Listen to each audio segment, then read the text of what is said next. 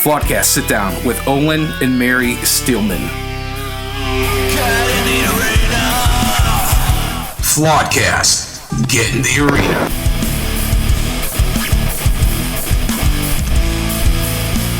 All right, good afternoon, good morning, good evening. All of our esteemed Floodcast listeners, want to welcome and thank everybody to a brand new, hopefully encouraging, fun-filled episode of Floodcast. I am accompanied by a fantastic couple that God has recently placed in my life, and they're going to be sharing their testimony just in a moment, but we need to welcome my favorite co-host.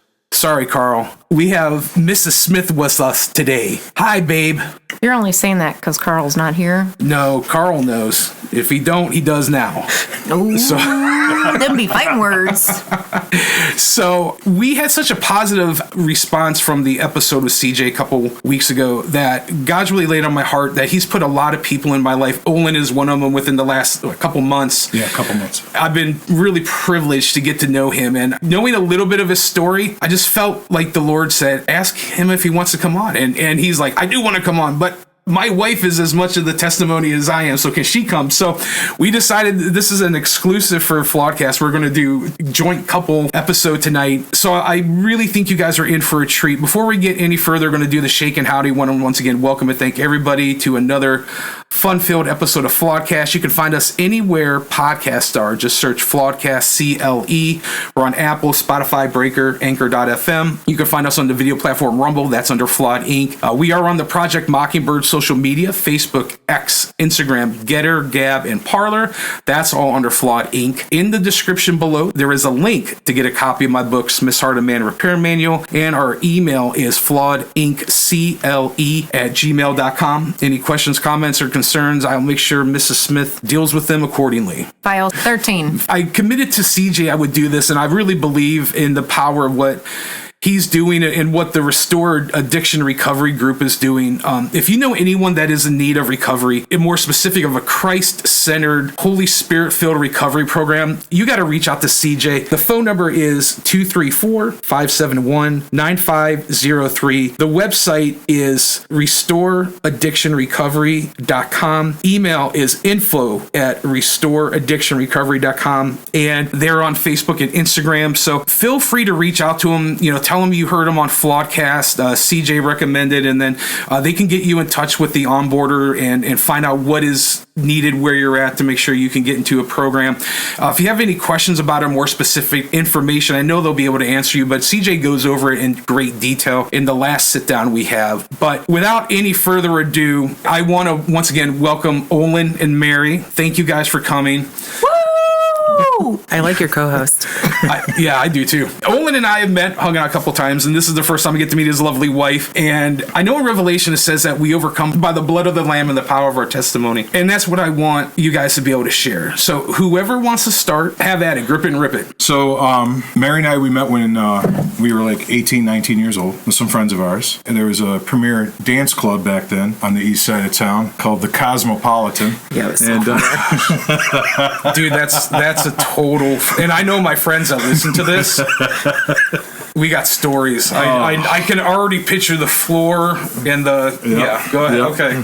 And good old Cos. Oh, yeah. And I met her there. And God definitely knew what he was doing when I had no clue what was going on. Man, I wouldn't trade this for the world, the journey that he's put the two of us on. Her family came from Pennsylvania. My parents were originally from Cleveland, moved to West Virginia, came back, and we had crossed paths in high school but never actually met. We went to two different schools. The sports that we were involved in, we would cross paths. I always felt like I know you from somewhere, and then we put two and two together.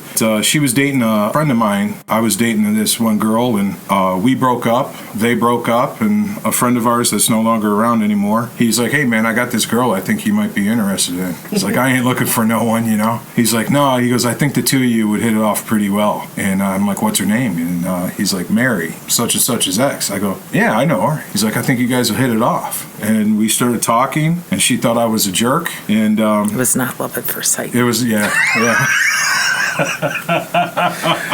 Seldom is it? Yeah, it's the night I proposed 28 years ago, we actually wound up at Denny's right across the street from the guy. Amen, Dennis. Yeah, those mozzarella sticks were the best. We were having fun.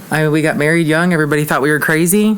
How old were you guys when you got officially hitched? 22. He was 22 for 4 days. 4 days. We were married June 12th, 1999. Yeah. I turned 22. Okay, so you're dating, you are engaged, now you're married. Yes. Yeah. Okay, and you're both early 20s, which is crazy to think of. It but, is. So we're setting the scene. Okay. Yes. And we like to have a good time. I mean, we would go out every weekend. We had good friends. I mean, it was really good. And financially, we struggled, but we made it work. It was amazing. God always provided. We never had to worry about that. At the time, we didn't realize it was God, but looking back now, we realize that's how we continued to eat. And then we decided we wanted to start trying to have a family, which is when we started to face some of the real life hardships. Well, I shouldn't say that, because when we first started dating, Olen's dad was extremely sick. And I was with him that last 10 months of his dad's life. And that was hard. That was really hard. His dad was only 50 years old. Wow. So we went through that together at a very young age. And then we get married. 5 years later, we decide we want to start to maybe settle down and try to have a family. And it was something we both always wanted. And that was when we were faced with infertility that we had no idea we were going to be dealing with, which was extremely hard. Lots of doctors, lots of appointments. We lost our first child. It was one of the most painful things that we both ever have gone through. And can't wait till when I can hug them and we'll be a family of 5. And then we were blessed with our daughter. And then shortly after that, I got pregnant without fertility. But unfortunately, that baby also did not survive. So a lot of ups and downs, a lot of roller coasters within a very short amount of time.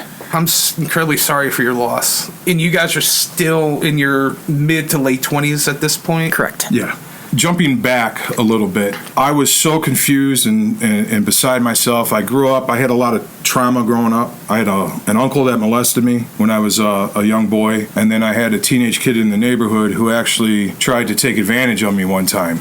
And thank the Lord, it stopped before it got to a certain point. But, you know, I had some of those traumas. My dad was a Vietnam veteran. He fought in Vietnam. He was a Bronze Star, I think a 2 Bronze Star holder. He was a tunnel rat. He was actually a little tiny guy. And wait, your dad was a tunnel rat? I know, I'm a big dude. Okay, and to describe the gentleman that's sitting across from me, you're probably close to my size. I'm 6'1", 320. Okay, we're real close in size. So picture somebody almost my size coming from a gentleman. And if anyone knows anything about tunnel rats, you had to be small and swift. And he was. And okay. He had a temper on him, man.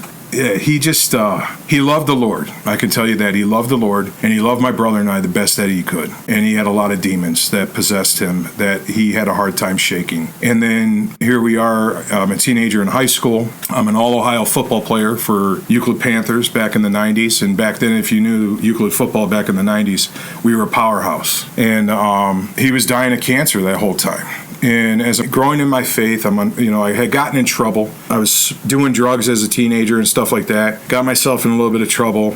My dad's like, that's it. You're getting more involved in church. You're not just going on Sundays. You're going to youth group. And next thing you know, I'm going to youth group on Wednesdays. I'm also going up there like on a Friday or a Saturday. And then I'm making friends. And then we're there on Sunday for like 2-3 services every Sunday. And it built a good core foundation. But at the same time, what I was receiving was more just a religion and a lot of legalism and a lot of confusion that didn't make sense to me. While my dad's sick with cancer, right out of high school, I meet Mary, right? And she had no clue of any of that baggage or anything. My dad had a really bad temper. I don't want to really talk bad about my father, but I can tell you that I was so fearful of upsetting him that it would make you freeze. You know what I'm saying? And then I got to a point when I was about 17, 18 years old that I was just so angry at that point in time. I didn't freeze no more. So I started fighting more often with people. I started drinking and drugging again. My senior year in high school, I just started becoming more and more part of the world, especially when my pastor looked at me and told me about the whole, if you die while committing a sin, you'll go to hell. And I'm like, well, man, you're talking about perfection.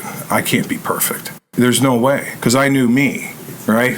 And it was such a bad place to be at my time in life. I was so angry. I was so hurt and so confused in so many different ways. I have a father who is dying, and he's trying to fight for his life. My mom, who had been with him from the age of 13, he was 15 when they met, She was 48 at the time, and he was 50 when she passed. So they were together a long time. And she's taking care of him, and like different things were going on, you know, in the church. The church is dropping groceries off. They're dropping money off and ringing the bell and running away. So you don't know who it was. And then Mary comes into my life. And I didn't realize what the Lord was doing then, but I realized today the plan he had laid out so many years ago now. And he puts her in my life, and she was the only one that stayed true, like Abraham and Sarah. You know, she was willing to go through and do whatever she needed to do to stay faithful to me and to God. And where I would drift, and I would wander, and I would cower, and I would run, and I would be fearful. You know, and then my dad had passed away in 1997 in January, and it was right after he turned 50 that November. And I just remember everything just came crumbling down. And she was the only person-wise like that was consistent with me. And she was there for when I started drinking really bad. We were going out, you know, and I don't think she really noticed how much I was really drinking back then because of the simple fact that we were all partying. You know, we're all, you know, we're Gen X, right? Man, it was every Friday and Saturday night. We were out drinking, we were out fighting. And they were there trying to get us to stop. And we're like, oh, we're good, you know. And then I remember I proposed to her February 13th, 1997. And it was about a month after my dad had passed away. And I was just laying there, and I was like, I don't know how to explain it. I could not picture life without her. Everything I tried to visualize where I wanted my life to be, she was constantly in the front of my mind. And I realized that was God telling me, this is the one, right? And I'm like, yeah, I'm doing it, you know? And I went, bought the ring. I'm like, I'll propose to her on Valentine's Day, and I couldn't even wait. Which speaks to his spontaneity. Yeah. To bring it back up to speed, Yeah. you guys have lost a couple children. Just that is a lot. And going back to what you said earlier, when you made the comment about, and that's when you started to slow down and hit the brakes a little bit when I have a family. I don't know if you noticed the smirk on his face. That was when I decided to slow down and hit the brakes. And I was just getting started. Yeah. Oh, okay. So he didn't foresee that one made the other one happen. Like, why can't this just keep going? Yeah. Sure, you can go ahead and get pregnant, and, you know, everything will be great, and I'll just keep doing this. So, yeah, when you made that comment about, you know, that's when you decided to slow down and settle down, it was like, no, unfortunately, that's not what happened. Why don't you pick up now and tell me what's going on at this point? So our daughter was an answer to prayer, obviously, because they told us even with fertility, we would have a 2% chance of getting pregnant. Oh. So we knew from that point on that she had a purpose and a plan. And I'm still going to church every Sunday. I'm doing Bible studies on my own, doing different things. I never was angry I shouldn't say that. There were moments I was angry with God, but I never stepped away. I never walked away. I would go by myself. I just went for years by myself. And that was never lost. But when she was born with a heart condition. And she had 3 heart defects, and it turned into a cardiologist appointment 2 weeks after. And then it was every 3 months testing, which comes with a lot of financial strain from that, and also just fear of what's going to happen. How is she going to make it through this? And all the while, he is still drinking and using and hanging out at the bars, but yet when it was something important, he was always there. Because that's what people would say, like, well, why are you not mad at him? I'm like, well, of course I'm hurt and I'm upset. I said, but when he's around, he's on. He's 120%. It's just when he's gone, and I'm not sure if he's coming home or not. He's 120% at that. Exactly. Okay. So that's really where we were at that point. So like when I needed him for, the appointments with Olivia or this or that, he never didn't go to work. There was never any of that was interfered with. So in my mind, he's still okay. So I came to the conclusion that this is just the way it was going to be. So I didn't even try to, because obviously at this point I didn't realize how bad it was. He hid a lot of stuff. So there wasn't a lot. I would get upset obviously if he went to the bar after work and didn't come home and that kind of thing. But it wasn't even I didn't really push until he decided that he wanted to join the motorcycle club and he was going to start prospecting. And it was shortly before her open heart surgery. So just to recap, you have a daughter who's an infant needing to have a major heart surgery, and you begin to prospect for a motorcycle club. Yes. That's a big leap, but you're kind of limping along. Yeah. When he's there, he's on, it's great. but when he's not there, it kind of is what it is. You are somehow, Olen, on this path where this lifestyle of being in a motorcycle club is enticing to you. It's just a big leap. It is. Is there any kind of clarification that you can offer, or how does that happen? So when I was growing up, right, I remember the first time I saw a group of guys in a club. This is back in the 80s. I was a young kid. We lived in Collinwood at the time, out on 163rd. And we're driving downtown to go to the Cleveland Art Museum. My dad was an artist, and we used to go there on the weekends. While everyone's going to ballparks and stuff like that, or doing this and doing that, we used to go to the art museum. That was our way to pass the time. So heading that stretch of the shoreway there, Route 2, 90, you got a local premier club that's pretty much the biggest club in the area, goes riding by. And I remember thinking, oh man, that's cool. That's cool. And I was intrigued by it. I'm like, man, and I remember saying that. And I remember my dad saying that you are going to have a hard time in life. And he said that more than once, And the hurts that I talked about earlier with my dad and the fears that I had, our toys weren't safe. If we didn't listen, he'd break them. As we grew up older, if we did something he didn't like and he snapped, he'd punch a hole in the wall. And my dad had a lot of demons, man. He had PTSD so bad. Yeah. He lost a lot of close friends over there. He never talked a lot about the war, but what he did talk, a couple times I remember he mentioned how many people he lost, even in his platoon, his best friend, like all kinds of stuff. And he never got the help he ever needed for that from the government or from society. He was just a tortured soul. And when his goods were good with him, it was awesome. And when those bads came, it was the worst. Sound familiar? I learned how to run, right? From early on traumas, the things I had experienced, and then not just with my dad, but like with other traumas I had with the sexual abuse and stuff. So I was a runner, right? So I'm with her, and life got real hard, and I didn't know how to handle it. So I found things that helped me forget who I was. I found things that helped me forget what life was really like. And there was a lot of hurt and a lot of pain. And instead of growing closer to her and growing closer to God, I grew closer to the bottle and to the drugs I was putting in my system. And it started off just like any other, like a lot of guys do. Started off smoking weed, maybe doing a couple of pills here and there.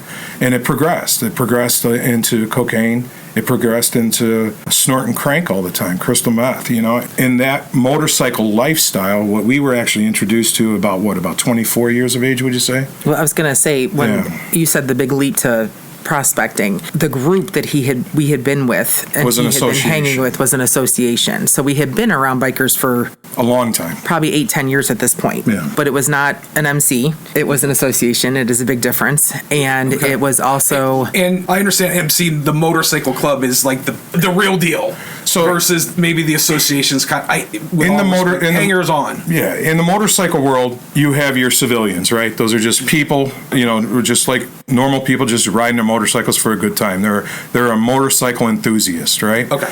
And then you have like your associations, which is like a one-piece patch. A lot of times they're made up of men and women as full piece patch, one piece. And some of them may have motorcycles. It may be a requirement. It may not be. But it's a group of people, or a culture, I should say. It's honestly a culture. It's a true lifestyle. Yeah. Who adapt that.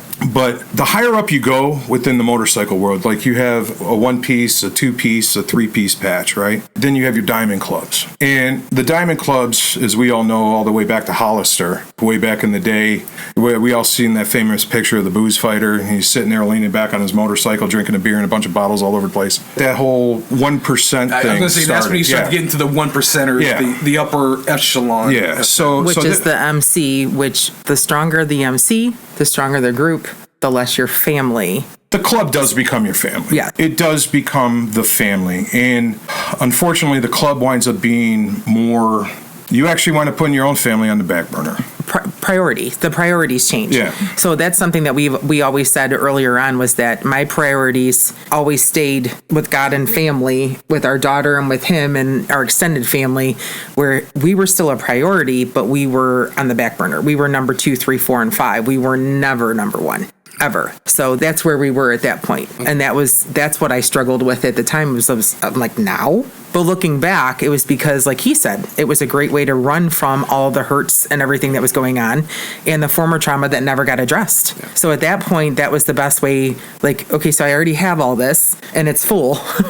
And now we're trying to dump more in and there's no more room. So we're just going to flee. Like, this is what we're going to do now. Okay. And in the meantime, I mean, there was plenty of nights that I was home alone crying, praying, asking what I should do. And I never once felt like God told me I needed to leave. Never once at that time period. Okay, so you have moved past the association into so you want to be part of this, the 1%ers? Is that what your goal was, your aim was, or that your prospecting was? So Yeah, what it was I was engulfed in the lifestyle, and when I experienced it at the association level, I was sold hook, line, and sinker. There was a few members that were older than me. They kind of like took me in as like a son almost. Yes. And they came from previous outlaw motorcycle clubs. And talking to them, they were older. The clubs had broken up. They were smaller clubs and stuff, and they had broken up and faded away. And they were a part of the association that I was in at the time. And they would talk about that lifestyle. And I was always looking for something,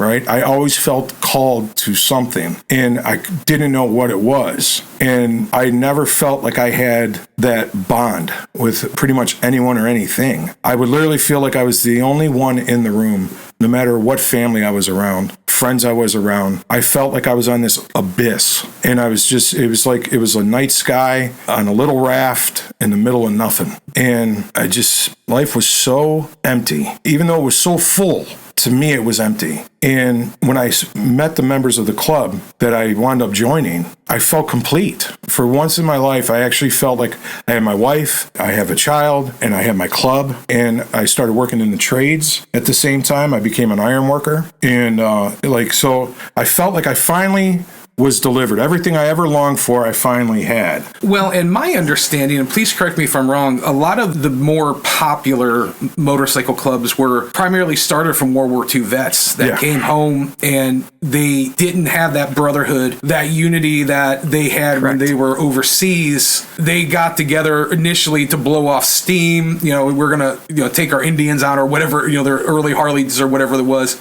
It was more of a social kind of a thing, and then it grew to where you're going to begin to talk about. Yeah, and what it was excitement, right? So we rode hard, we partied hard, and the career that I had just entered into as an iron worker, it's like an adrenaline junkie rush. Kind of thing. It's a rush, right? And not to interrupt you, I'm sorry, but I know from when I first met you, we were talking, you like are one of these, I say this lovingly, one of these crazy guys that are like walking on rafters, and like you're like one of these guys 30 stories up, just jumping around like it's nothing, and I'm like freaking out just even thinking about it. Like my vertigo sitting on my butt is starting to kick. I'm a bigger dude, right? So I don't jump around like that, but I do get around up there. The little guys, they jump around a lot. Okay. But no, I get up there and I'm able to do the jobs. She sees the pictures, and it's just it's a rare breed of people. Yes, and it's the same thing with the motorcycle world. I never fit in mainstream society. I felt right. I always felt like I was, where everyone was always to the left, I was always a little more to the right, kind of thing. So then I find iron workers. There's not a lot of iron workers in the world. I find motorcycle clubs, and like I said, it is a subculture. Yeah, and I felt like I had arrived. And on both sides of the field, everyone played hard, worked hard, and it was game on, party time. And while we're sitting there telling each other we're all good fathers, good husbands, good brothers, our families are at home taking the hit. You know what I'm saying? They're the ones where the kids are losing out. The wives are losing out. They don't know when you're coming home, whether you're going to be dead or alive. And I should be 6 feet under 20 years ago. You know what I'm saying? And God had a plan and he had a purpose. And her and my daughter were victims. She was a victim for a very long time. Luckily, my daughter's at an age where when I did get out of that lifestyle, whether I say the Lord pulled me out of that lifestyle. Amen.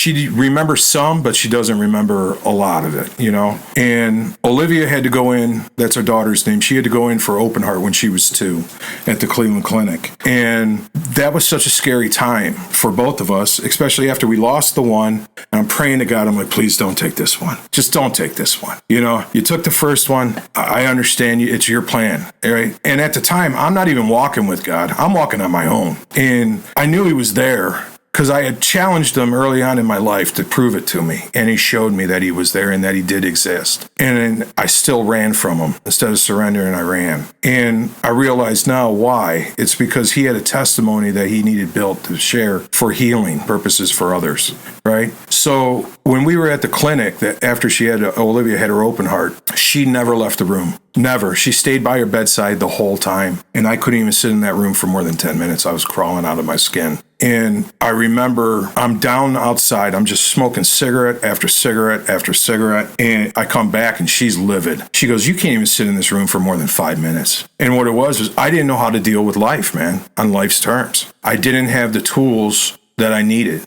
And all I knew how to do was run. And here I am, I'm outside.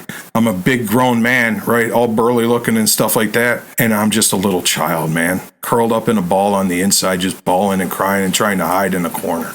And then about a year and a half, 2 years goes by, and you got pregnant again. And I remember the hurt and pain watching her have to go through what she had to go through stunk. And the reason why it stunk was because not just what she had to go through, but there was nothing I could do for her. Not a thing. And I just felt like such a weak man, you know? I'm like, I can't even protect my family. I can't protect them. I can't do anything. I'm just worthless. And I wanted to die. And I remember that was like the first time when I finally said, you know what, enough's enough. I think I'm out. I think I'm going to check out. And I just didn't want to hurt no more. And I didn't want to hurt anyone else. I figured they would be better off with me, right? That was that little voice in the back of my mind telling me that. Yeah, that was definitely not a fun time. No, it was another thing that we skipped over in there was that when right before Olivia's open heart, a few months before, my dad became suddenly ill and passed away. He was only sick for 8 weeks. And Olen and my dad had gotten extremely close. My dad loved to fish. He loved to hunt. He loved to do all those things that Olen always wanted to do and wasn't taught and wanted to do it. And my dad was very passive, extremely quiet, very passive, and loved the Lord. Just exactly what he needed. And so he bonded with him and got very close. And so losing my dad a few months before her open heart, that was a whole nother wound of, okay, so now you have a second dad who never replaces his dad, obviously, but a chance at that loving father. Yes. And then now he's gone. So there was a whole lot.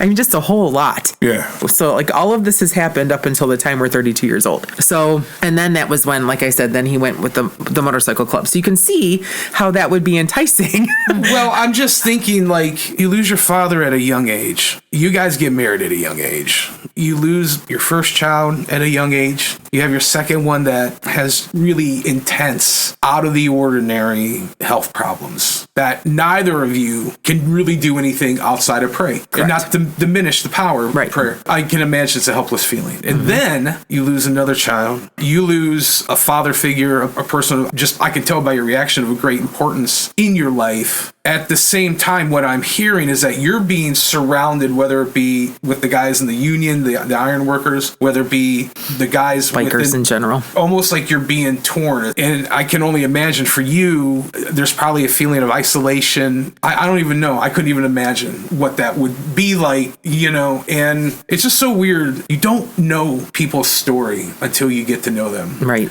You guys came in, you're all happy and jovial and, hey, nice house and thank you and all that. And now it's like we're all like verklempt, you know, like we're passing around the tissue box, you know, and I'm understanding there's still some darkness to talk about. Mm-hmm. Yeah. At this point, my drug addiction and my alcoholism has really taken a toll. And I'm not coming home as often. I mean, there's days where I go out to work. At 9 o'clock, she knew if she didn't get a hold of me within the next 10 to 15 minutes after that, she didn't know when she was going to see me. And I remember thinking back then, it's like, okay, here we go. You know, she knows I'm drinking. What the heck? I've earned this kind of thing. Put the phone back down and go back to doing what I'm doing. You know, and then sometimes, like, it got to the point where, like, she's like, hey, I would answer the phone. She's like, hey, could you mind picking up Olivia, you know, when she gets out of school? And so I wouldn't have to leave work. So she wouldn't have to leave work because she's right around the corner. The next thing I know, it's dark outside and she comes walking in with Olivia and I'm still at the bar. Mm. you know, and it was like they're just a complete lack of responsibility. I would go to work. Like there were some days where she wouldn't even see. I wouldn't come home. I'd go drinking and then go right back to the job site and go to sleep. Guys would wake you up, you know, going and hammered. You know, some of the crew that I wound up, water always finds level ground, right? So I'm running with a bunch of guys that drank and worked and partied the same way I did. And it was game on 24/7 and it wasn't stopping. Fast forwarding up to, when was that? 2013. At this point, I'm in a three-piece patch motorcycle club, right? What's a predominant club in 32 states. And we had opened up a chapter in Europe. And we were a non-territorial club. What that means is we didn't claim stake anywhere. So our bottom rocker, instead of saying a state, it just said U.S. So we kind of had reign to be able to move around more freely than other larger diamond clubs. And we used to have a diamond, but it said give none, take none. It meant give no disrespect and take no disrespect. And in that lifestyle that I was living, you had to be ready to go at any time. And when I say go, meaning if someone was hurt or in pain, you know, or needed help, or there was a fight, at any time you'd be willing to lay your life down for your fellow brother. And it kind of like a warrior mentality. And to interject, it wasn't always bad either. No. Like he's saying, like, you know, to lay down, like if somebody needs you, it wasn't just for fights or for the drugs. It was for anything. It could be literally like, your car's broke down, or Mary's stuck with Olivia somewhere. Yeah. Can you go? And like somebody would be there. Like there was good with it too. So that kept it enticing. Like, of course, like he was seeing those good sides to it too, thinking, well, this is a family. It's like an extended family that can help me out, help her out, that kind of thing. When I'm on the other side going, okay, we have each other and we have our family. We don't need them to do that. Right. But it wasn't always negative. I mean, there were weddings, there were, birthday parties. It was not always just the fights and all of that kind of stuff. So I just feel the need to say that. It's very true. I don't want there had to be some light to balance the dark. Exactly. Yeah, you know, and that's how the devil works, right? Mm-hmm. So some of the guys, their loyalty, their commitment to each other was very strong. Like our old close friends / brother in the club had a brain aneurysm, right? And we'd put on benefits to help raise money for him. We did a lot of charity work. You understand what I'm saying? There was a lot of stuff. What it was no one cared where your money came from. No one cared if you had a job or didn't have a job. Whatever you did was on your own, right? It wasn't related to the club. So there was a lot of individualism there with how you made your money, right? It mattered whether or not you were going to be there for the brothers of the club and be there when the club needed you to be there. I'm sorry to interrupt, but you're talking before that 1%. Like that was just where you were at that level you were at then. That's just how it was. I would say we operated like a 1% club. We really did. Okay. We went from state to state. Some chapters had clubhouses, other ones didn't, but we had a location that that everyone would go to, whether it be a bar or someone's barn or something like that, you know. So like I could literally travel 32 states around this country and never have to worry about having cash in my pocket, food in my belly, or a pillow to lay my head on. Someone in the club would take care of you, right? Someone, not all of them, but someone would, right? One time I'm coming back, my mom's car breaks down in Michigan, and she's like in a panic mode. And she's like, we got to get home, we got this, we got that. You know, my brother's like, I said, listen, take them and go, right? I said, I'll stay with the car. And they're like, what are you going to do? I said, well, we got a chapter right here in Toledo, and we got a chapter just north of here in Michigan. But we were closer to Toledo. So I called Toledo, and the brother's like, we got you, bro. They called a tow truck, came, picked it up. I stayed at their house, 2-3 days? Right. They took me out around town, showed me a good time, showed me, brotherhood, and that part of the club life is enticing. But there's also, there's that darkness that lies in there because it's a subculture, right? So, there's always a lot of drinking. There's a lot of drugs. There's women all over the place all the time. A lot of the members bring their wives with them or their girlfriends or old ladies is what they would call them and stuff like that. You always had your single guys off over here. You had this over here. But that whole entire lifestyle was intriguing on top of, hey, look at this. I can call these guys when I got a bad time and they'll be there for me. And like what I said about the one with the benefit we did for the guy who had a brain aneurysm. The one guy stayed with him for weeks, that he bathed him. He really took care of him. It really became a family but at a cost, and it was sacrificing my own family. And I think what it was I had hurts and hang-ups there, and I always felt like I never was good enough with my own family. So it was like, I felt always like I was the black sheep in the family kind of thing. So here I was finding people the same way as me, right? And it got to a point where I had worked my way up through the club pretty quick. And like she said, Olen's 120%. You know, whatever it is, he's 120%. So when I joined the club, you know, I took that oath with the club and I got patched in. They let me bring my wife and daughter. And I didn't know that I was getting patched in that day. They just said, hey, we're having a family picnic. You know, we need to get our families together, you know, so everyone feels a part. And I had gotten patched in. And it wasn't, maybe 6 months. I think I had already got put in an officer position.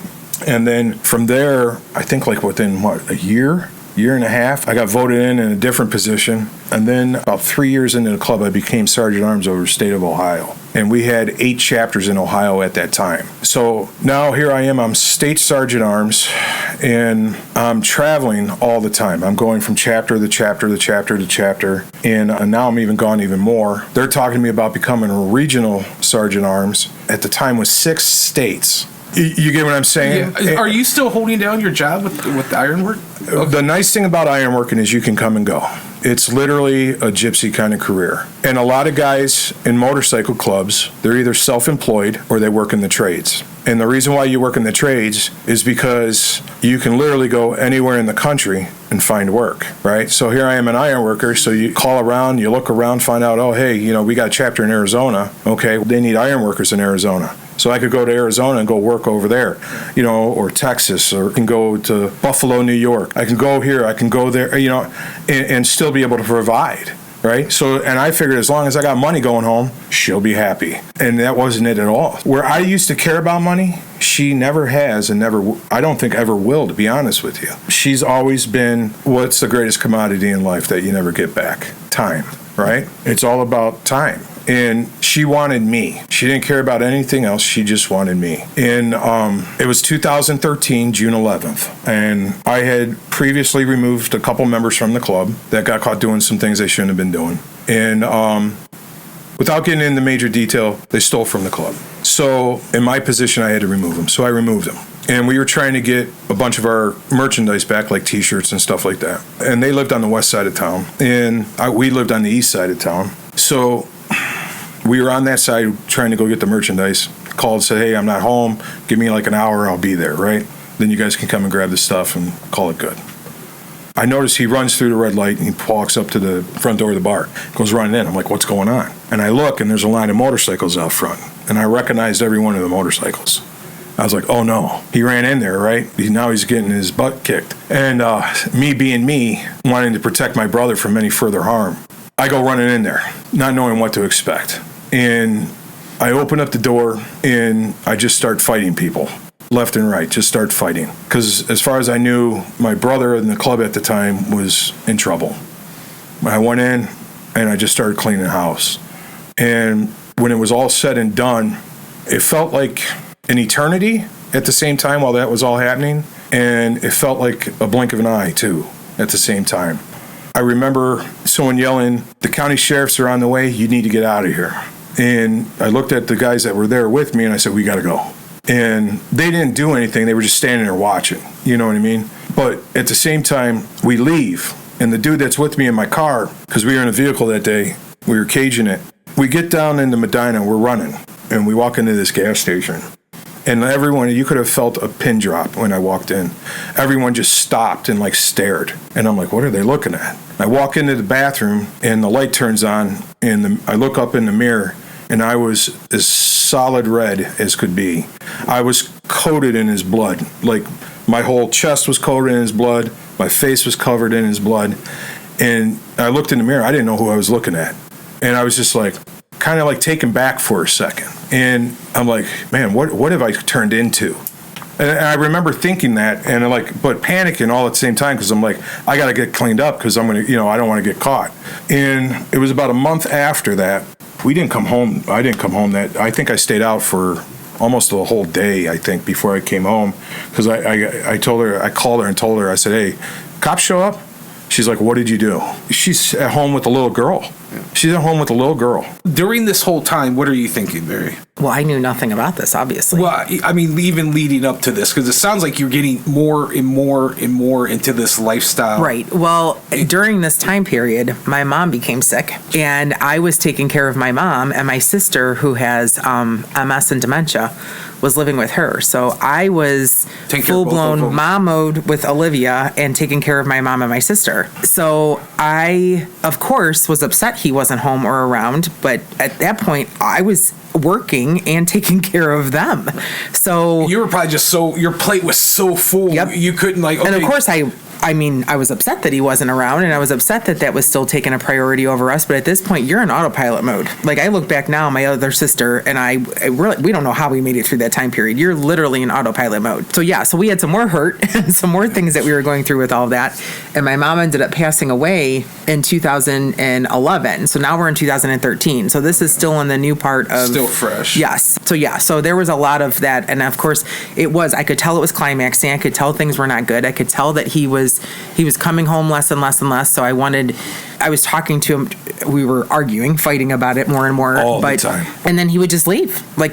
So then I would get to the point where I wouldn't say anything because when he was home, I didn't want him to leave. And I didn't tell anybody what was going on. My family didn't know. My closest friends didn't know, because you always have that hope that things are going to get better. And I didn't want anybody to look at him as a bad guy. So there are things to this day I still haven't told anybody but Jesus, to this day, just because it was our business. I didn't want anybody looking down on him in a bad way. And then by the grace of God, I was sent somebody that I could confide in for most of the things and give me some support and strength. And it was a neighbor who had been sober for 20 years. And she had been through a lot throughout her lifetime, before and after she became sober. And she became a rock for me. Kathy. Because there would be days that she would notice his truck hadn't been home in 2 days, or she would notice his bike had left and hadn't come home in 3 days.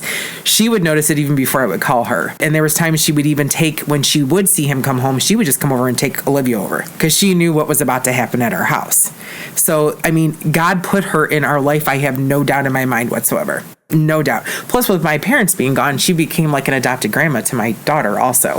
So it was a blessing for her too. So yeah, all along the way, God kept giving people in our lives right when we needed them. And we can look back now and be like, wow, that was another time. Wow, that was another time. So he was there the whole time, man. Yeah. So you're in the gas station covered in some other people or person's blood, and you have this thought or this revelation, pick up where you're at. It was all like fear. It was all of that, right? And I'm looking at myself, and I'm not telling nobody about what I'm thinking. And I'm just like, man, this is who I am, you know? And it was like, I got to a point in life where it was so dark, right? And I'm looking at myself, the life I'm living, the things I've seen, the things I've done. And I'm like, man, there's no way God exists. There's no way. And I remember laying there shortly after that had happened, like a day or two later. The cops weren't, I was hesitant to come home. I'd drive by, look across the street, see if maybe the cops were sitting somewhere. And I'm like, all right, no one's showing up. I'm good to go home. I go home, and then I'm sitting there and I'm looking out the window. I'm all paranoid, right? And I'm like, man, and I'm at this point, and it's just like, man, I just don't want to do this anymore again. All right. And I'm right there, and I'm thinking about killing myself. And I have a gun in my hand, and I know what gunmetal tastes like. And I hear her and Olivia out there in the living room, and I'm just like, something told me, don't do it. And I wish I could say life got better for me at that point, but it didn't. But something said, don't do it. So I didn't. And I knew if I did it, I wouldn't have to worry no more. And I wouldn't have the pain. I wouldn't have to hide. I wouldn't have to confront anything that I had done or experienced all the way from my childhood trauma. Because, man, I'm in my 30s. And like I said, I'm a grown man, and I'm just a coward. And I didn't want the world to know who I truly was. And I was willing to induce fear, panic, or hurt or pain or whatever for my own selfish desires to make me feel like I had the power, for the power that I knew I didn't have. And I'm standing in a bar. I have white powder in my nose. I got a drink in my hand and a cigarette in my mouth. And I'm looking in the mirror. There's gnats flying out of the urinal. You know what I mean? And it just reeks of urine. And I'm looking in the mirror and I'm thinking I'm king. I'm thinking like I am God, that I had arrived. And I remember going home and I'm laying there and I'm like, man, if you exist, prove it. And when I said that, I went to bed and a few hours had gone by and I woke up. and I heard a voice tell me to go grab my Bible and open it up to Isaiah. I'm like, oh, I'll go check it in the morning. And I heard that voice again. It was a very stern voice, but it was very soft and calming and welcoming. I don't know how else to say it.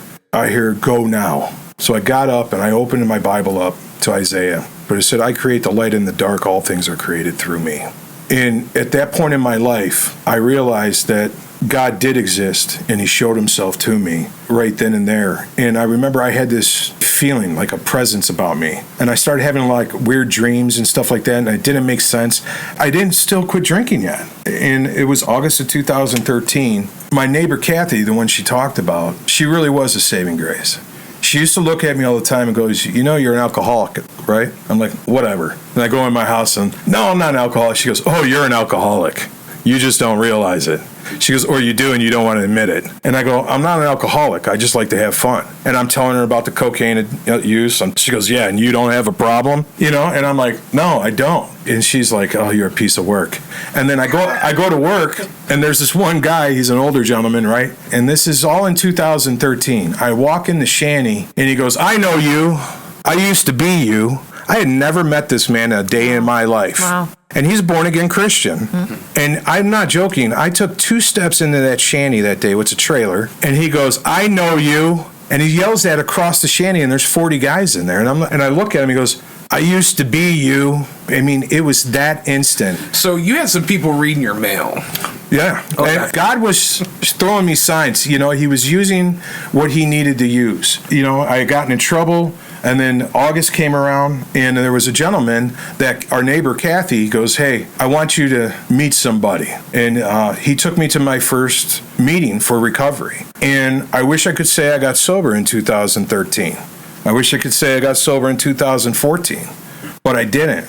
And I started going to these recovery meetings, right? You know, it's an anonymous meeting, but so I'll just leave it like that. But at the same time, I'm going to these recovery meetings, and I'm still drinking. So now I'm getting a head full of knowledge of alcoholism and a belly full of booze. And they're like, every week you could, you know, if you drink, you got to reintroduce yourself for 7 more days. So I'm going week after week after week, and they're like, man, are you done yet? And I'm like, what? Because I'm standing up and like, hi, my name's Olen. I'm an alcoholic. You know, I'd like to reintroduce myself. And after like the 5th or 6th week, they're like, dude, are you done yet? I'm like, yeah, I'm done. And they're like, yeah. You know, they put up with that, and they put up with all the nonsense I was talking. When you lack that confidence, right, you always want to prove to everyone who you are. You either learn how to hide, or you put yourself out there more than what you're supposed to. And that's exactly what I started doing. I started talking. I had it all figured out.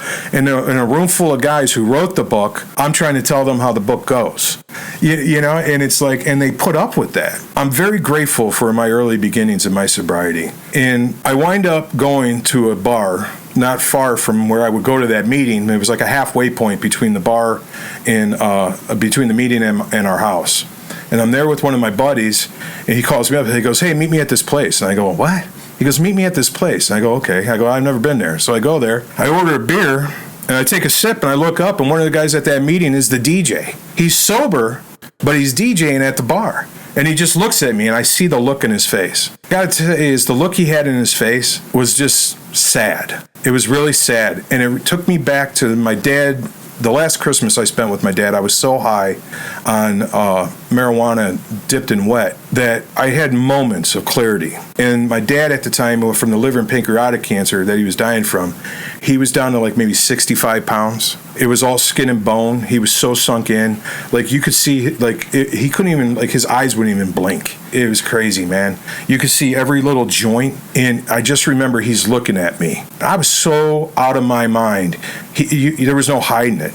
And I'm sitting there, and I remember feeling like I was rocking back and forth, but I don't know if I really was, because sometimes that stuff would make you feel like you're in motion when you're not. And I remember looking at him over at the couch. It was maybe only 6 feet away, but it looked like a mile. And then the next thing, it was like he was right in my face. And when that gentleman looked at me at the bar, it was the same look on his face that my dad had. And it was just disgust. He goes, how you doing, man? And I'm like, I'm all right. How you doing? And I'm trying to hide the beer behind my back. And he goes, you sure? I go, yeah, I'm all right. Now, he doesn't know I'm getting ready to go in the bathroom to do a line of cocaine. And I just remember feeling like horrible. Because, like I said, I had a head full of stuff. I had people hoping for me. right? And praying for me. And here I am doing this. I have a wife at home doing the same thing. I have people that are hoping for the best for me. And I just ran. Again, I ran. And that last year, the year of 2014 up until March 7th of 2015 was horrible. It was horrible. I don't even remember much of that year. It was that bad. I remember getting smacked in the face. I had passed out at a biker bar. My face was in the urinal. You know, it was horrible. I was in and out of court because that bar fight I had gotten into, the former members of that club, they had went and pressed charges against me. I was going to say that was the part that he left out of that entire. Yeah. Well, why don't you go ahead and tell that? Yeah. It was starting to turn into one of your drunk logs, and I didn't want to. No. That's literally spoken like a couple that's been together for decades. 3 to be exact. Quit taking my inventory. Yeah. So he doesn't tell me about this bar fight. Like, I knew they got in trouble. I knew they got in a fight, but he didn't tell me to what extent it was. And about 2 weeks after the fight, I get the mail and I see this letter from an attorney addressed to him. Now, it looked like spam. Like, it didn't look like it was anything. Like, it literally looked like it was going to be nothing. And I open it and it's saying, because he never opened the mail. I always paid all the bills. That was just, it wasn't like I was opening his mail. Like, he never opened it. It would still be sitting there 30 years later. So I opened it, and it was for an attorney that was willing to represent him for the warrant that was out for his arrest. That's how I, as his wife, found out the extent of what that fight was, and that he was even in trouble. So I had like 4 felony 2s. I pull out my computer and go to that county and put in his name to see what his warrants are for. And then I called him. I'm like, where are you? And I knew exactly where he was. He was at the bar. And I'm like, you need to come home. And he's like, what's going on? Is everything okay? I'm like, you need to come home. And for once, he actually did within 30 minutes. And I think he could tell by the tone of my voice that it wasn't just something minor. All the kids are playing in our front yard. We had a neighborhood full of kids. And they're all playing in our front yard, going back and forth to our neighbors. And I just hand him the letter. He left. And it blew my mind that he could find humor in this, knowing the severity of these charges. And I've never felt, even with all the things he had done, felt so disrespected till that moment. Because I was like, you're laughing at this. This is life altering. This is years in prison, and you're laughing. And that was the only time that I looked at him and said, because his brother was getting married in September, and I said, I'm done. And he just looked at me and he goes, what? I go, I will fake it through your brother's wedding because I'm not ruining your brother's wedding. And then I'm done. I walked in the house and he didn't come after me. And I just remember thinking, okay, this is it. This is what's going to happen. I had chose the drugs and alcohol at that time. Yep. So then days go by. Now we're in a couple months. He decides he's going to go in August with the not drinking. I'm like, okay, Lord, am I supposed to be sticking by him? Am I supposed to be staying? And the wedding comes and goes. He started drinking on and off, back and forth, start praying to God. What do I do? Am I supposed to leave? And he literally kept telling me, you need to wait. So he wasn't saying stay. He was saying you need to wait. Whether it was scripture, I just kept feeling like he kept telling me you need to wait. And at the time, I felt like it was because of everything that was going on with Olivia, that it was for our daughter's sake. But the more when I looked back, I realized that that's not what it was. This was all part of the story so that we could glorify him in the end, that we had to go through this so that he just wanted me to hold on and wait. And he would hold me up. I mean, he held me up many times so that I could wait. And I can't remember, which is terrible, when you actually started going to the program was because you failed a drug test at work. Yeah, you forgot that part. I forgot that He part. made it sound like he just wanted to go to a meeting. No. So that's why you're going to the yes. or whatever. So, and I found out that through the mail too, Well, because they had to go through drug test. I thought check your mail, man. I thought he had quit. Of course, because he told me, I'm just drinking. I told her I'm just drinking. I'm just drinking. Because he never brought anything home. I was lying. To everyone. So I get this letter because they would have to go for random drug tests for work. And I open it up and it says he's failed his drug test. Oh, Maren, you were so mad that day. And he was laying on the couch and I just walked down and literally just put it on his chest. Like, here it is. And he didn't defend himself. He didn't, I could not believe the lackadaisical attitude, but he was that far gone that he couldn't see how serious this was. So that's when he ended up going, he had to go through programming. The union hall makes them go. He had to go and talk to somebody that specialized with drugs and alcohol rehab. And he's calling me. He's like, she's saying I'm an alcoholic. I'm not an alcoholic. And then they ended up giving him 90 meetings in 90 days. Wow. So she gives me this test, right? Oh, I go to this location in Menor, and I sit down with this woman. She gives me this test and asks me to answer every question truthfully. So I'm reading them. I'm like, oh yeah, that's the one. That's me. That's me. That's me. Oh yeah, that's me. Right. So I answered the opposite of every question. The truth. I gave her the wrong answer. And she goes, well, you passed this with 100%. Says you're not an alcoholic, but I can tell looking at you, you're an alcoholic. And she actually chuckled when she said it. The thing was I was praying to God. I was praying to God and asking him. I said, just take this away from me. I don't want to live life like this no more. And I'm getting to that point, right? I'm like, take it away. I don't want to live life like this no more. And then he goes to take it away from me, but it wasn't how I wanted it to be, right? So I was angry. I was upset. I was given the help I needed that I've been asking for because he answers prayer. But you got to be willing to accept how he delivers it. And I wasn't there at that point yet. Needless to say, I'm not finding out from him. I'm finding out from all these other avenues that are not, the truth, and him coming to me and telling me. So the court case was an absolute nightmare. It drug out for 2.5 years. It was horrible. And they... Was this a criminal or a civil case? Criminal. Okay. I was looking at 22 years. See, because I was president of the motorcycle club here in Cleveland at the time, and I was sergeant arms over the state of Ohio. So because of me wearing my colors at the time when I got in the fight, they charged me with a complicity case. It's kind of like a RICO without the RICO. Gotcha. You understand what I'm saying? Yes. So there were 2 other gentlemen that were with him that day that also got charged with much less. Way less. And theirs ended up getting dropped. So he's the last one standing, and this is being drug out. The prosecutor kept changing the dates. Different things were going on. The video, they couldn't salvage it because there was a fire at the bar. I mean, it sounds like a movie. It literally, if it was going to happen, it happened. And everything just kept being postponed. So at this point, he finally goes in. And I would like to say that things were well at home, but obviously if you're going through a court case like this, it really isn't. It wasn't. So the last guy before him goes in, things get dropped, and his do not. They don't even get lessened, and he's got to go back to court in 2 weeks. They threw more at me. It was like his kind of got pushed over here. So we get home that day, and instead of staying home with us, he had to go to the bar to celebrate with the guys that got let loose. Not realizing that they actually were willing to testify against me in court, and that's why their charges were dropped. So that was a rough night. That was a rough night. He came home highly intoxicated, and I don't even remember that day. Yeah, that's a day that I can still vividly see in my mind, even though it was that many years ago. And that's when I really started to. I didn't have all that other stuff to distract me, so now I started to feel like I was less than.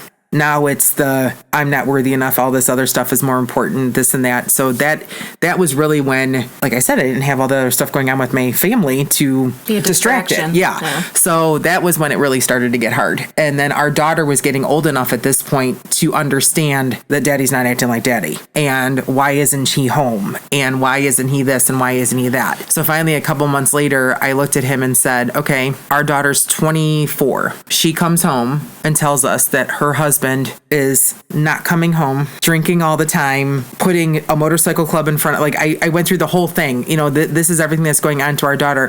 What do you tell our daughter? Because I knew he loved her more than life itself. And I said, what do you tell our daughter? She's like, well, he had a few choice words of what he would do to the guy and tell her to be moving home. I'm like, yeah. And that's exactly what you're doing to us. And he later told me that kind of stopped him in his tracks because he was so focused on him and what he had going on. It was kind of like, once again, we were back burner, not even really thinking about what it was doing. He was still working. He was still providing. He was still, dad when he was home. So he wasn't really thinking about the full picture. And then as it got closer, it was when you finally got serious about your sobriety. God came knocking that day. We were supposed to go out to dinner with family, right? And it was March 6th, 2015. It was a Friday. We had gotten out of work. Our boss that we were working for was kind, and we had been working really hard. So he let us out early, an hour early that day, paid. And that's like an old school practice that used to be practiced with like iron workers and in the trades. If you got a good crew working for you and they're progressing the job really well, throw them a bone kind of thing. So he threw us a bone, and I knew I wanted to drink, right? And I knew if I went to my normal watering hole, I wouldn't go home. But I knew I needed to get home. So I went to a bar, and I walk in, and it's like 3 o'clock. And I look down the bar, and there's only one other guy at the far corner. So I come in and I sit down right there at the first corner seat. And there, I only had like a few bucks, and it was like $1 for a Budweiser on tap. And she goes, "Can I get you some?" I said, "Yeah, I'll have a Budweiser on tap." So she hands me a Budweiser. I pound it down. And she's like, "Well, you ready for another one?" And I go, "Yeah." She fills it up, hands it to me. I down that one, right? And she didn't even bother walking away when she saw how fast I took it back, and I was pounding it because I didn't know how to deal with life. I couldn't even deal with my family sober. And it was horrible. It was such a horrible place. And when she poured me the third one, I took it back and I I pounded it down. I put the glass down on the bar and she goes, "Another one?" And instead of looking at her like I did the previous times, I looked straight up at the mirror behind the bottles. And God gave me an epiphany, man. He showed me the whole life he had given me. He showed me all the blessings he had given me in my life. And he showed me how I was going to lose all of it. And he also showed me how I could keep it all. And at that moment in time, I looked at her and I said, "No, I'm done." And I paid my tab. I got up and I walked out. Now, what I didn't realize for years when I would come home from work and stuff, Mary would greet me at the back door and give me a kiss. What I realized that day was when I gave her a kiss, she was checking to see if I had alcohol on my breath. And she goes, "You've been drinking." And I'm like, "Oh, I just had a couple." And she just started losing. I said, "You know what? I'm done." And she goes, "What?" I go, "I'm done." And she goes, "Done with what? Us?" I go, "No, I'm done drinking." And she goes, "Yeah, right." She goes, "You know how many times I've heard this story from you?" And that's when she just let me have it. She's like, "You'd go this long with drinking, then you'd stop for so long, and you go back out, you're drinking again." And it was just an endless cycle. And she goes, "I can handle it. I signed up for this, but your daughter deserves better." And she goes, "And I'll be damned if she's going to grow up in a house with a father like you." And God answered prayers. So this is the same day that you had that epiphany at the bar. Right after. The walls came down that day. And we went out that night to where we had to go and stuff like that. She was still upset. And I said, "Hey, tomorrow I'm going to go to meetings. I'm going to hit a meeting." She's like, "Yeah, okay, whatever." She goes, "You better do something." She goes, "Because you're not going to be able to work. You're not going to be able to do this because you got in trouble with the union hall. You're supposed to be doing 90 meetings in 90 days. You haven't done any of it." And I went to a meeting that night right around the corner at a local sober house. I went in that meeting. I remember shaking. I was nervous. And there just happened to be a couple guys I had met a year and a half prior that were there. And they're like, "Hey, you made it back." And I'm like, "Yeah." They're like, "You look rough." And I remember talking to them. I don't really remember much of the conversation, but I remember, "You look rough." I remember saying, "Yeah." And then I shot a text message out to two of the phone numbers I had previously from 2013. The one didn't get back to me because it happens to be his birthday, March 7th, 2015. But the other one got back to me in a matter of like 2 minutes. And he goes, "Where are you at?" I said, "I'm over here." He goes, "Good. Go meet me over here at this place. I'll be there in a little bit." Well, he's an older gentleman. He was on his way home.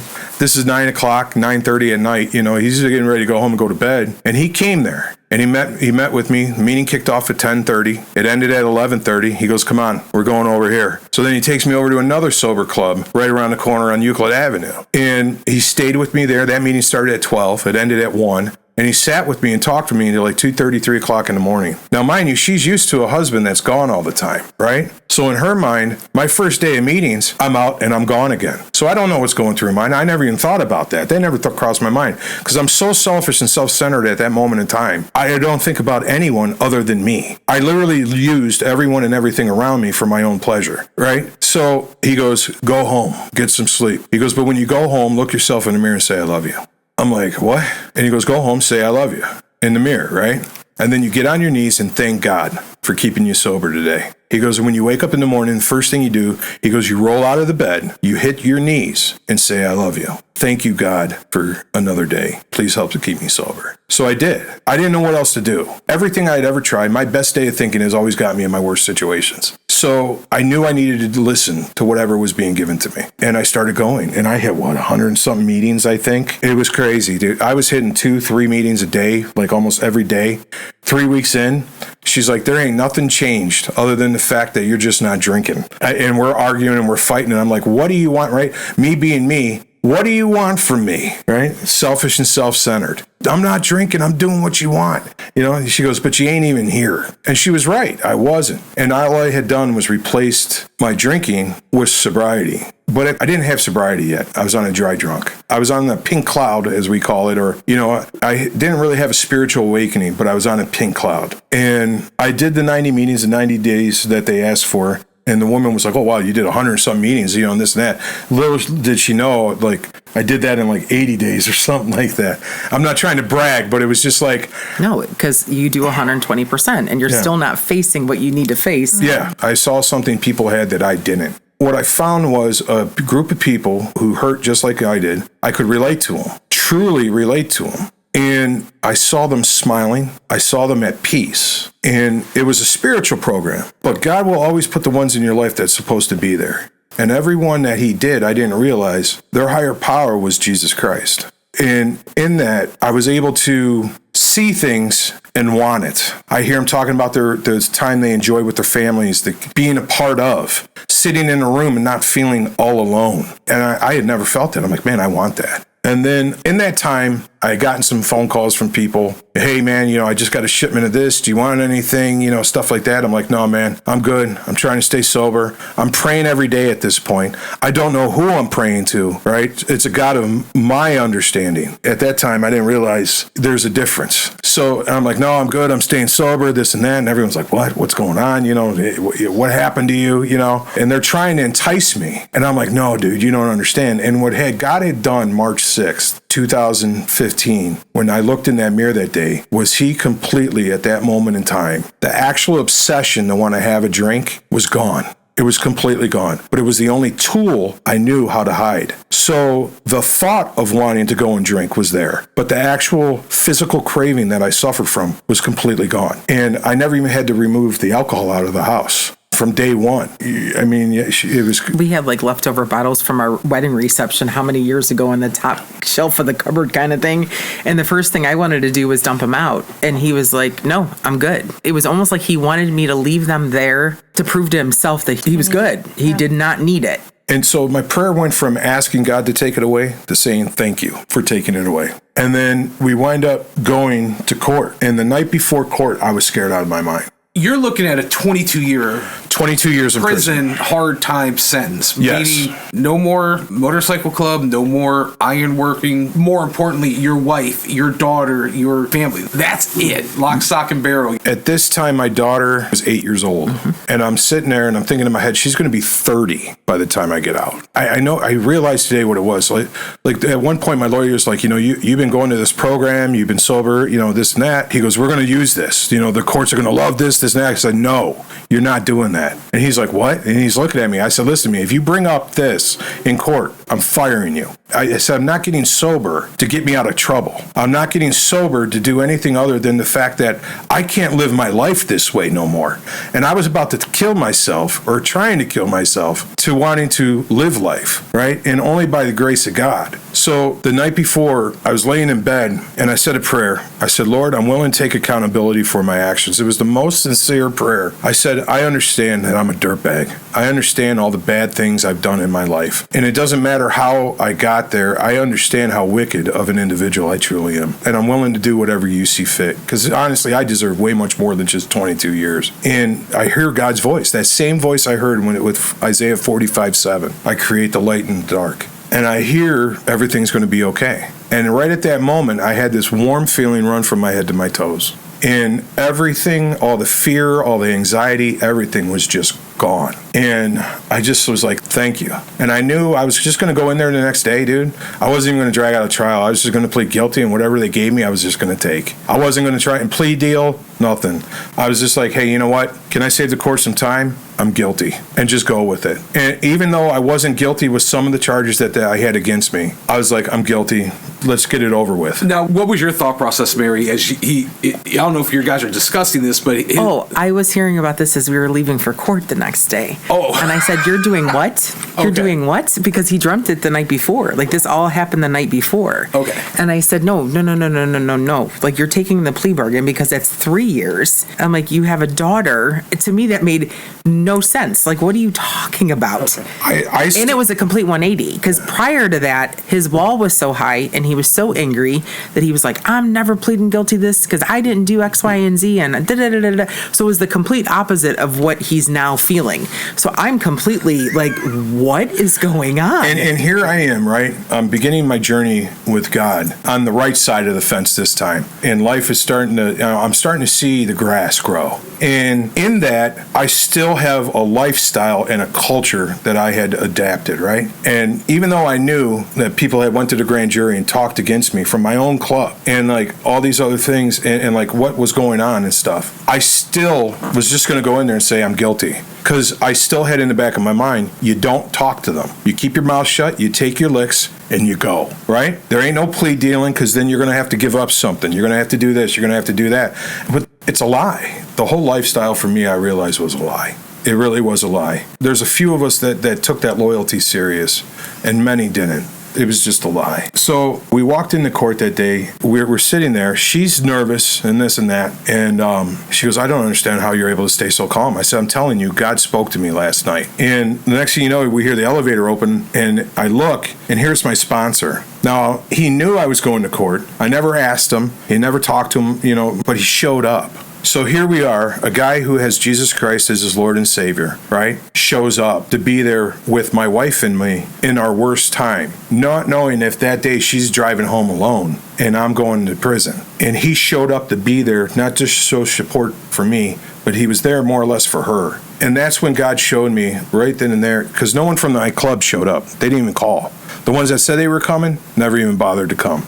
I was all by myself. I went there for their trials, but they weren't there for me, right? Because why? If you put your faith in people, people are always going to let you down, right? And here Jesus was using people in my life then to show me, hey, look, man, you're on the right path. This is the road you need to go down.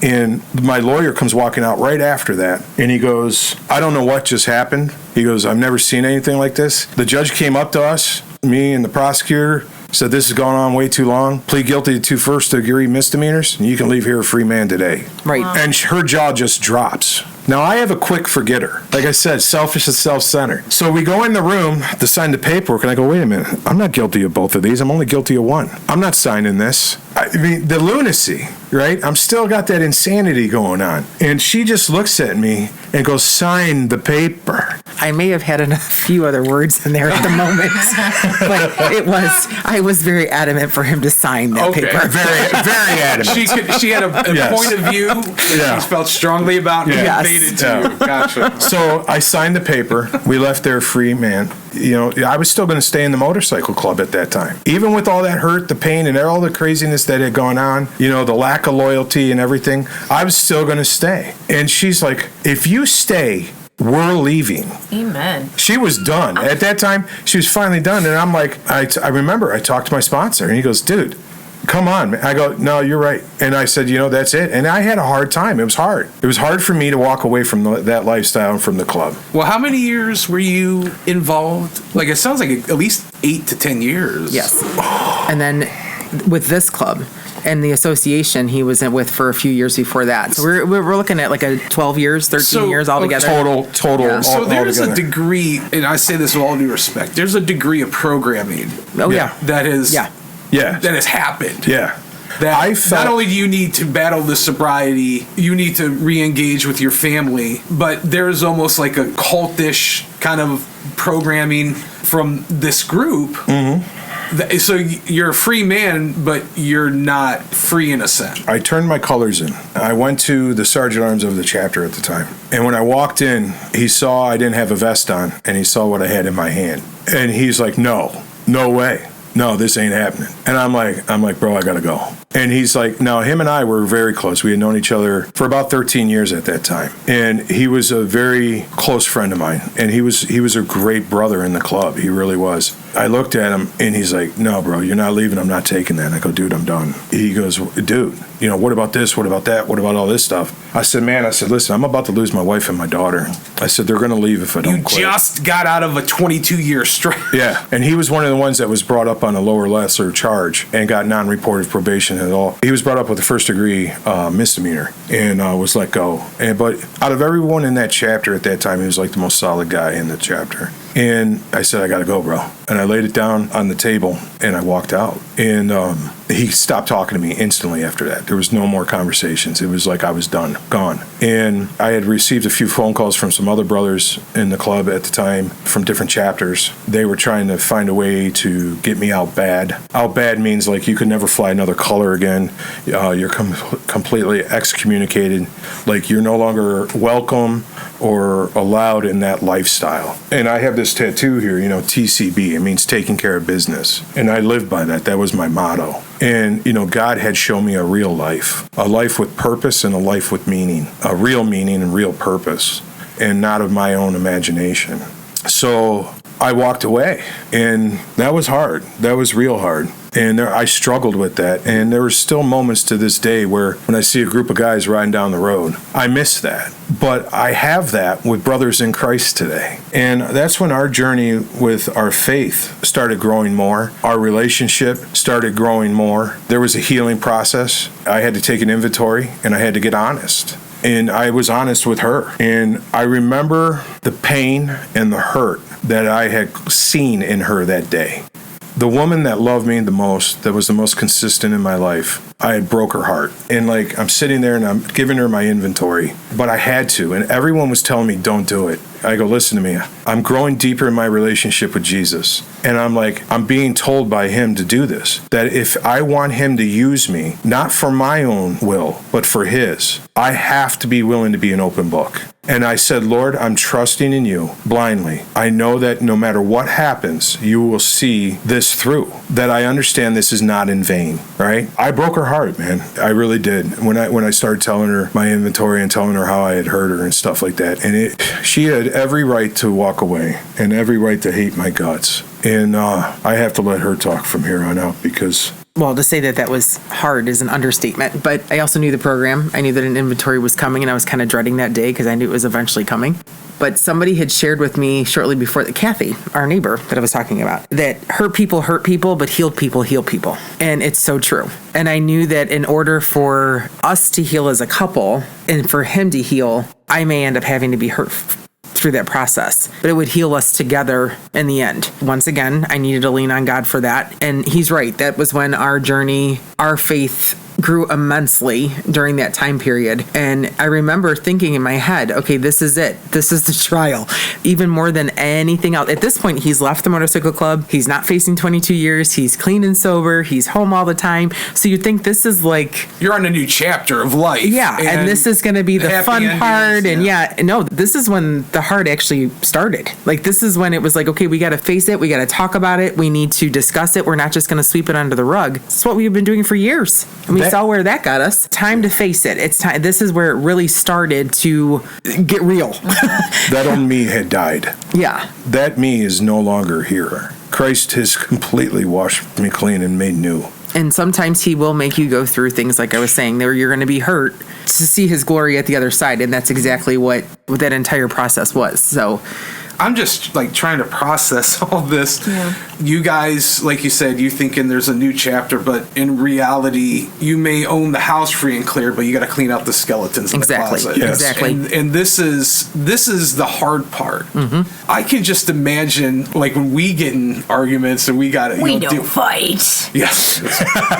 She is always right. Always. But I know sometimes with us, we're learning communication skills and we're learning we have to unplug sometimes and right. But you're talking decades of hurt. Mm-hmm. And I know you overcame through the Lord, but were there things that you put in place as accountability, which sounds like something that is a great benefit to you in regards to the different meetings and stuff, but correct. Even Mary with you, the hurt is here, you're looking at the wound, you don't get a diagnosis of cancer and say, I'm going to go and do whatever and not treat it. Right. So you're treating the wound, you're going after the root, not just the symptoms. What does it look like in your life now that you're working together? And I don't even mean now, but you through that process, what kind of safeguards were in your place? Marriage counseling, so for those who are listening that are maybe struggling with their marriage, Well, yeah, because I was in survival mode at that point. Sure. So I was the one that I didn't know when he was going to be home. I just learned to do things on my own. And then there's the whole controlling factor that comes in with that because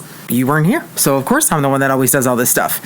So then you've got to deal with that where it's okay, but he is here now. So we had to everything had to change. And we did go to counseling, and we did start to open up and talk to people that we could trust. And we started talking again. I mean, that was what you didn't realize, is how much, when you're just going through the motions. There was a 10 to 12 year period where literally the communication had been broken down. Yeah.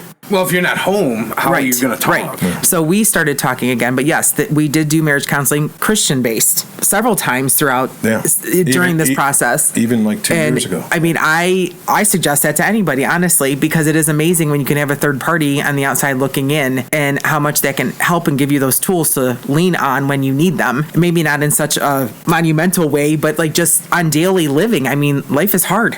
Marriage is hard. And going to counseling for us, we had to go in it with the mind of not trying to prove who was right. Correct.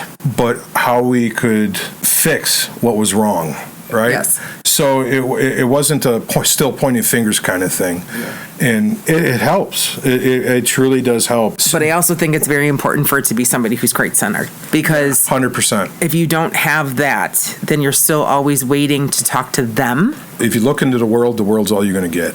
Right. Right. And I know your journey didn't end there, but I'm looking at you two now. You guys literally walked in, smiles on your face, like happy as a pair of clams. And to hear this story, and I want to thank you both for the boldness and allowing God to speak through you to use your testimony. And I can just imagine the people that are going to hear this and be moved. And I don't want to cut you guys short, drawing things to an end. Yeah. One, I would like for you guys to pray at the end, but is there anything that you missed or anything that you'd like to say is kind of like a parting shot? Anything that maybe the Lord's speaking to your hearts or something? Because I feel like whatever is in your spirit right now is going to be of a benefit to somebody listening.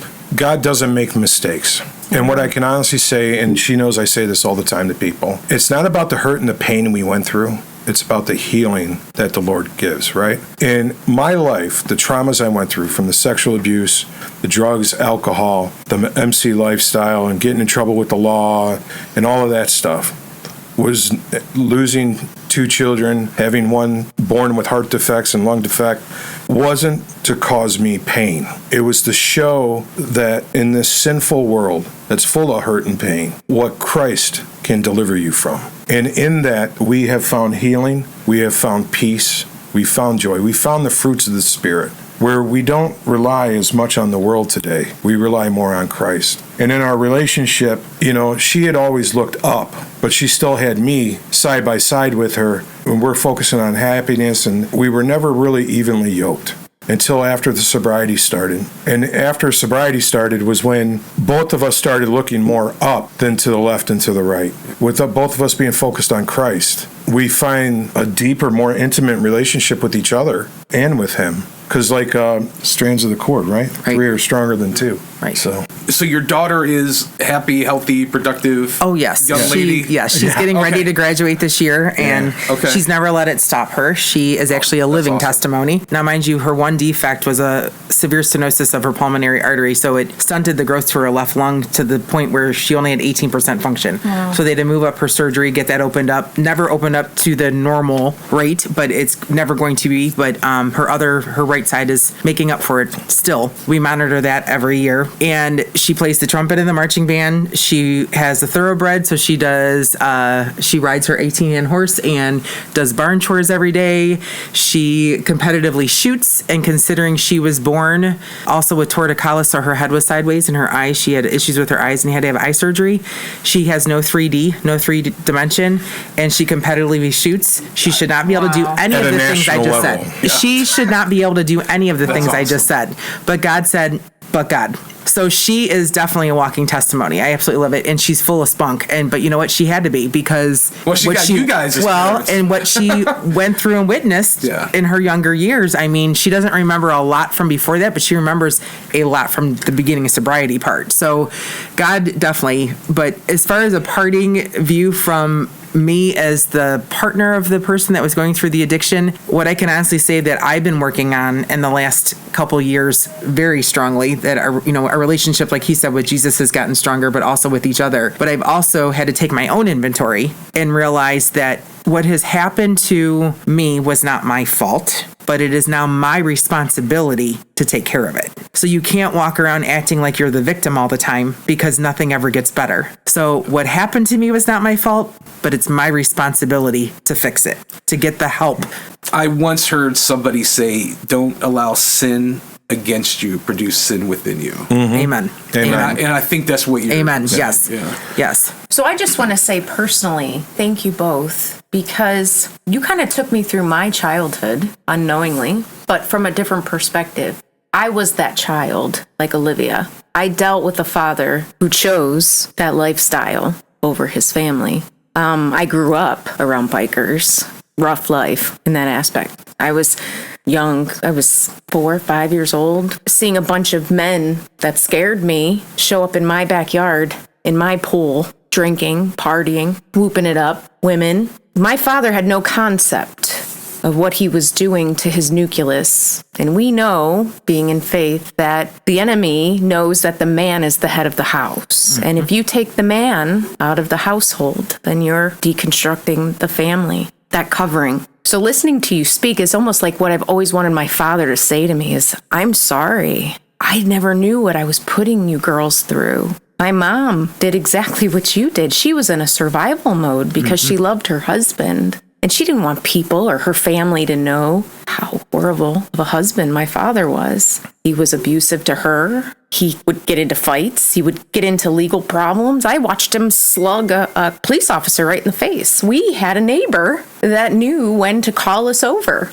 Say, come on, girls, because something's not good here. And my father would black out when he was supposed to be watching us because he was come home drunk. He would work, right? He'd bring home the bacon, but then he'd be at the bar right after work.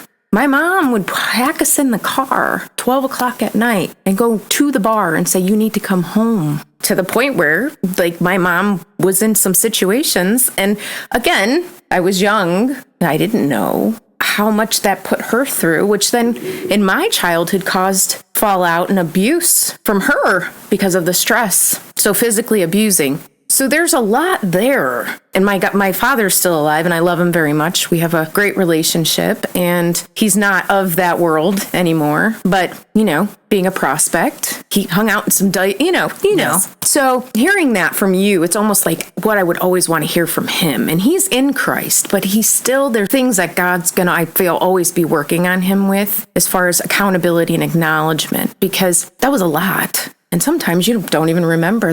I know my mom will even say, there's times that I blacked out, Melanie. I don't even remember. I blacked it out of my mind because it was so traumatic. And my father was also very, like, you never knew when he was drinking what kind of person he was going to be. If he was going to be super lovey or like super kind of angry. So I say that to say thank you. Like, the power of your testimony, right, is the reason we do this, right? You know, what you've unpacked here is a lot because it talks about not just you, but generations. We talk about Gen X, where most of parents come out of, fathers have come out of the military and they have PTSD. Bill's father, same situation. That impacts how you came up. My grandfather was a former Marine, but I looked at him as a father because of where my father was at that point, and he was a Marine, but he also drank. There's a lot of similarities that have created riptides throughout generations, and we call those generational curses or how those things happen. So when you talk about not only that,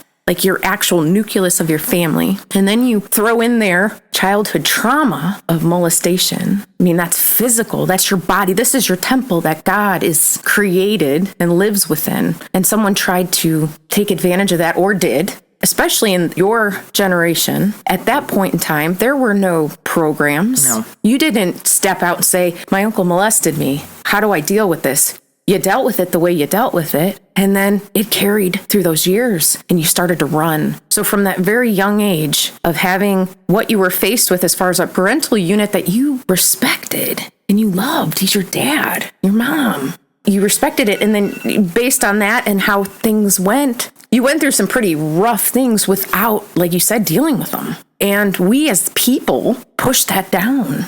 And we're like, well, it's not that important. It's important, but do I want people to know? Do I really want to deal with it? Do I really want to rehash it? Moving on and dealing with your dealing. I mean, you find the love of your life and you love her. There's something about you, it's a God thing, right? You're like, man, yes, right? And then you don't know what to do with that love, which is so many people's problems. I mean, I hear so many single people even today, they're like, there's pee in the pool. There's a lot because nobody's dealing with their mess. And then nobody knows how to give their heart to somebody else. It's a reoccurring thing. So when you talk about marriage and finding your companion, and what you've went through as not only a wife, but a mother. So you were that praying mama the whole time. You were like, okay, God, like, I'm here. Help me. You had ailing parents, so you're going through grief on top of all of that. I mean, there is not one thing through the trajectory of what you both testified to that somebody can't relate to. Mm-hmm.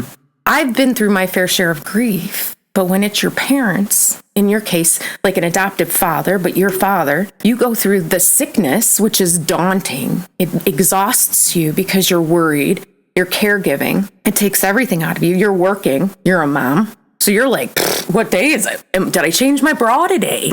Do I need to shower? Like, what is going on? And then you go through that whole piece of it, only then to deal with what happens, unfortunately, which is, the death, which is a whole new thing. There's just so much things that happen. But the awesome thing about all of this that I just take away, and these are just my takeaways, that like through it all, like you kept saying, even though you didn't know, but you knew, but you didn't, like, God, now you can reflect back and just be like, the goodness and the grace of our Father. Like, he always strategically put someone here to remind me that we're going to be okay. And that's how good God is. And people overlook that all the time, because I've had similar stories like that going through our walk, because that's a whole thing in itself. I could probably be here a week. But, you look back and you're like, oh my gosh, that makes sense. Like, God put that person in my life for that reason. Your daughter, Olivia, was an anchor for you. Whether she was going through the hardships of her health, she kept you grounded, because you're like, this is my daughter. Mm-hmm. And it even pulled you two together when you needed it to, which is a God thing. What God brings together, nobody can separate. So I just want to say thank you, because if someone walks away from this podcast not affected or examining their own self to say, how has God blessed my life that maybe I've overlooked, or maybe I still need to give him thanks and edify his name, shame on me, because God has done so much for everybody. But it's just how we choose to chew on that. And I just think it's so awesome to see you both sitting here, filled with his word, filled with the Spirit, having that faith, lifting people up with your testimony, and just sharing his goodness. So I didn't mean to talk that long even, but really and truly, it's a blessing to have you in our home, in our headquarters, and you're welcome back, in my opinion, anytime. Thank you. Thank you. It doesn't matter what he says, but no, the testimony of power in marriage is something people need to hear about. These are all good things. I agree. Investing in your marriage. Yes. Understanding the power of a unified household, even though you're right, marriage is hard. We're only 2.5 years in, and I feel like, man, I feel like it's been 30 years. I'm like, man, you go through it, right? Right. People are so quick to just say, it's not worth it. It's not worth it. But what are you exchanging it for? The world? Mm-hmm. Lust? Things that like are instant gratification that will disappear overnight. So praise God. This is a long one, and I'm not going to cut this up. I remember I said I might do a two-parter, but this story can't be broken up. So you're listening. Thank you for hanging in there, and I know that you're just being edified. And just if you guys can just pray us out. Lord Jesus, thank you so much for this opportunity to be able to come together. Thank you for allowing Mary and myself, Lord, to just be one body in your Son, Jesus Christ. Thank you for allowing us to go through everything we went through, so that people may be able to see the glory that your Son can bring, the healing, the Holy Spirit, the way you move. God, you're so good. You are so good. Thank you so much. Lord, we just ask that you just watch over us as we leave, watch over all of those that are out there listening, and Lord, remind those people that there is hope and there is light at the end of the tunnel, and it does not have to be the end. You are just the beginning, but it gets down to surrender. And thank you for allowing us to be able to surrender to your will and not our own. Lord, I'm just so grateful for the opportunity to just spread the joy that you have entrusted us with, really. I mean, we don't deserve any of it. And I'm so grateful for you giving us this opportunity to grow closer to you and to be able to let other people hear that there is hope, as Olen said. I pray that I continue to wake up every day with an attitude of gratitude to you, because, Lord, I have so much to be thankful for. As Olen said, all the hurt, all the pain, it was all for a purpose, and it's to glorify your name. Thank you once again for allowing us to speak out in this way. Please bless our hosts for allowing us to be here and to speak about this, and for the gift of our child, that she is the one that truly is going to continue on and continue to speak this story and your word. And it's part of her testimony too, Lord. And we realize that. We realize that this is all part of your plan. And I am so grateful for that. In your heavenly name, amen. Amen. The thought occurred to me that if you're listening to this, the fact that both Olen and Mary are grateful to a God who allowed them to didn't stop, didn't create, but to go through these circumstances might be bizarre to you.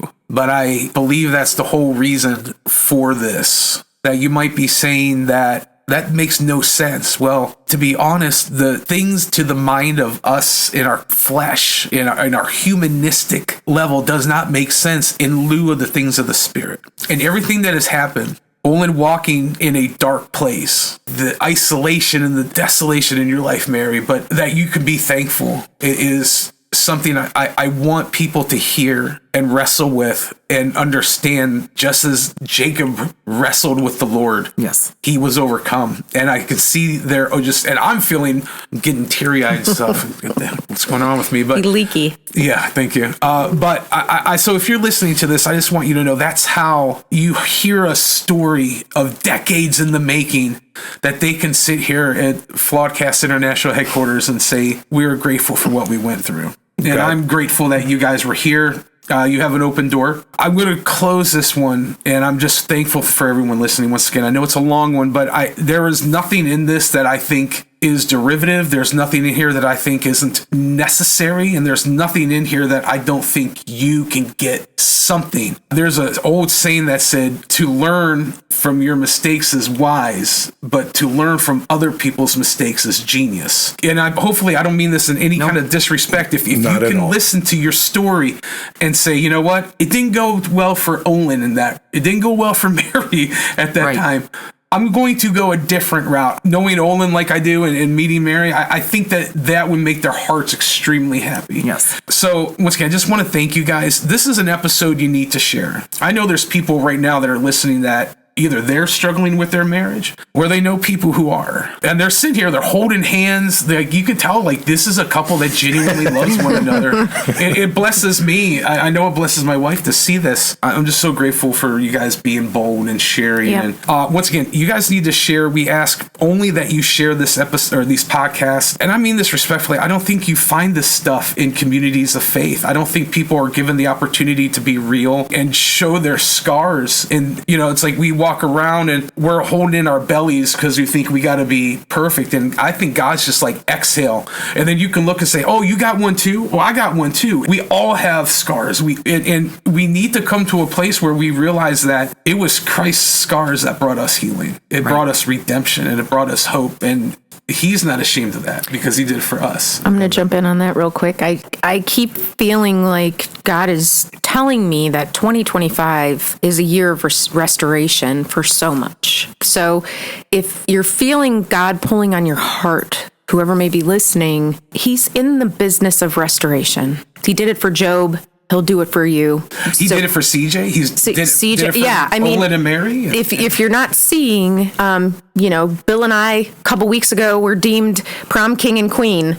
We never went to our senior proms, but boy, did we bring it in for prom king and queen in our 40s. How awesome is that? So I'm just saying, God is in the business of signs, miracles, and wonders and restoration. Amen. And you can find resources today so you don't have to suffer. And people are willing to share their testimonies, and that's amazing. It's not about how hard you fight. It's about letting go, because the fight's already been won. Amen. And Christ has paid the It's 100% surrender. It's willing to allow yourself. I like to quote Saint Stallone. It's not how hard you can hit, but it's how hard you can take a hit and keep moving forward. But anyway, once again, want to thank you guys. Make sure you share this episode. Make sure you get this to the people that need to hear this. And I know there's a bunch. I want to also, once again, as we're talking about the recovery process, I want to give a shout out to Restore Addiction Recovery. The website is restoreaddictionrecovery.com. That's the organization that CJ works with, who was on one of our last episodes. If you know anyone that's struggling with recovery, you know anyone that needs to be in a Christ-centered program to help them navigate this time in their life, please reach out to CJ. Please reach out to this organization. I'm going to have all the contact information in the description of this episode. So please make sure you do that. Also, you can share this episode, once again, anywhere podcasts are. Just search Flawedcast, CLE. We're on Apple, Spotify, Breaker, Anchor.fm, anywhere podcasts are. You can also find us on the video platform Rumble. Just search Flawed Inc. We're also on the Project Mockingbird social media, Facebook, X, Instagram, Getter, Gab, and Parler.